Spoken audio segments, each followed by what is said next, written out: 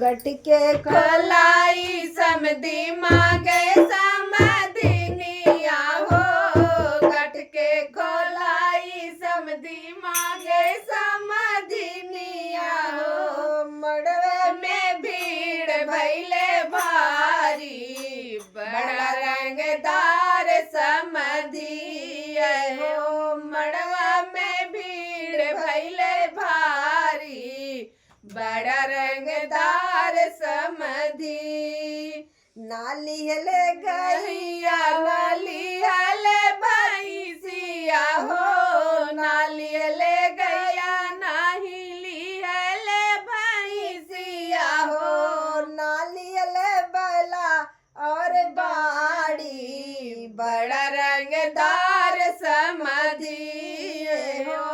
नाली हले बैला और बाड़ी, बड़ा रंगदार समधी।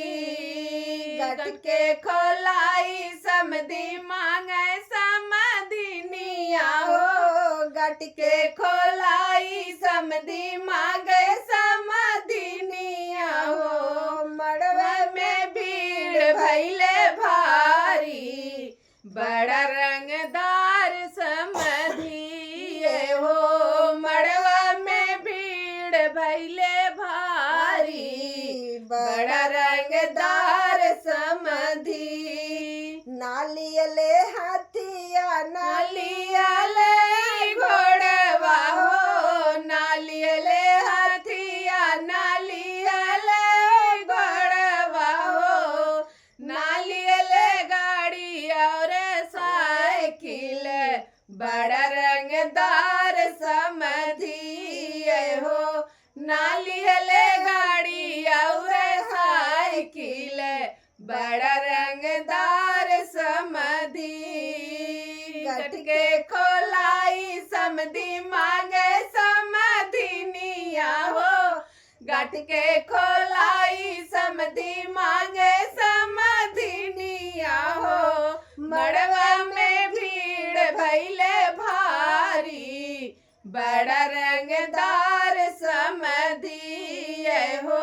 मड़वा में भीड़ भैले भारी, बड़ा रंगदार समधी।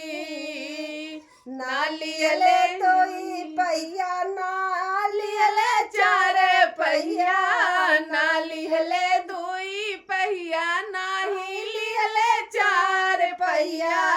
नालियले दोई पहिया नालियले चार पहिया, नालियले हंडा और गाड़ी, बड़ा रंगदार समधी हो। नालियले हंडा और गाड़ी, बड़ा रंगदार समधी।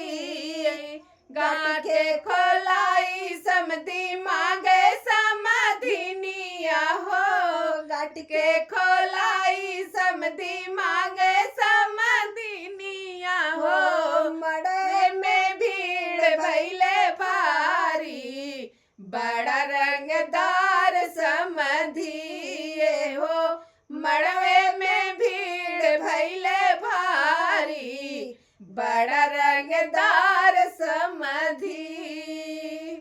गाना कैसा लगा कमेंट में जरूर बताइएगा। अपना प्यारा आशीर्वाद बनाकर रखिएगा। हम सब बार बार यही रिक्वेस्ट आप सबसे करते हैं, आप सबके सहयोग की बहुत ज़रूरत है।